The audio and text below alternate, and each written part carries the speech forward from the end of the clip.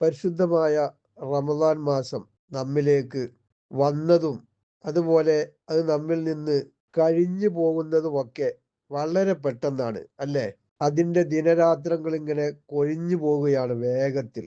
അതിൻ്റെ രാത്രികളും പകലുകളും നമ്മോട് എത്രയും പെട്ടെന്ന് വിട പറഞ്ഞുകൊണ്ടിരിക്കുകയാണ്. അതിൻ്റെ ഇടയിൽ ചില ആളുകൾ മർഹൂമാണ്, മറ്റു ചിലർ മഹറൂമാണ്.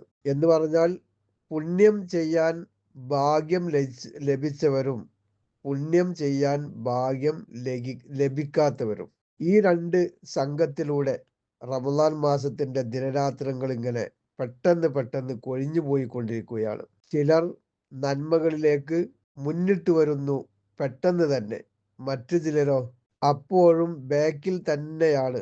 എന്നോടും നിങ്ങളോടും എല്ലാവരോടും പറയാനുള്ളത്, കഴിയുന്ന അത്ര ഈ പുണ്യ ദിനരാത്രങ്ങൾ ഉപയോഗപ്പെടുത്താൻ ശ്രമിക്കുക എന്നാണ്.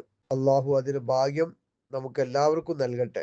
ഈ പുണ്യമായ മാസത്തിന്റെ ദിവസങ്ങളും രാത്രികളും കൊഴിഞ്ഞുപോയി അവസാനം ദുഃഖിക്കുന്ന ഒരവസ്ഥ നമുക്കുണ്ടാവരുത്. ഒരുപാട് പുണ്യത്തിന്റെ പൂക്കാലങ്ങൾ എന്ന് തന്നെ പറയാവുന്ന വളരെ സുവർണ അവസരങ്ങളാണ് നമുക്ക് ലഭിച്ചിട്ടുള്ളത്. അത് നഷ്ടപ്പെട്ട് ദുഃഖിക്കുന്നതിന് മുമ്പ് ഇതിനെ നാം ഉപയോഗപ്പെടുത്തുകയാണ് വേണ്ടത്. സാധാരണ നോമ്പുകാരൊക്കെ പകലില് ഉഷാറായി ഉറങ്ങുകയും രാത്രി വിശാലമായി ഭക്ഷണവും കഴിക്കുന്ന ഒരു സ്വഭാവം കൂടിയുണ്ട്. എന്നാൽ മഹാന്മാര് കിതാബുകൾ രേഖപ്പെടുത്തിയിട്ടുള്ളത് മറിച്ചാണ്. പകലിൽ ഉറക്കം കുറക്കണം, രാത്രി ഭക്ഷണവും കുറക്കണം.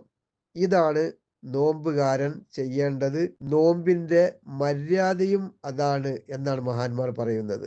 ദുആ ചെയ്താൽ പ്രാർത്ഥനക്ക് ഉത്തരം നമുക്ക് ലഭിക്കണം. പാപമോചനം ചെയ്താൽ അള്ളാഹു നമ്മുടെ പാപങ്ങൾ പുറത്തു തരണം. പശ്ചാത്തപിച്ചാൽ ആ പശ്ചാത്താപം അള്ളാഹു സ്വീകരിക്കണം.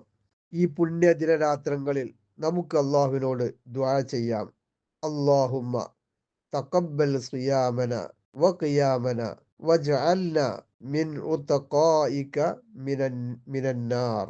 അള്ളാഹുവിൻ്റെ കാരുണ്യ വർഷങ്ങൾ നമുക്കും നമ്മുടെ കുടുംബത്തിനും അള്ളാഹു ചൊരിഞ്ഞ് തരികയും ചെയ്യട്ടെ. ആമീൻ.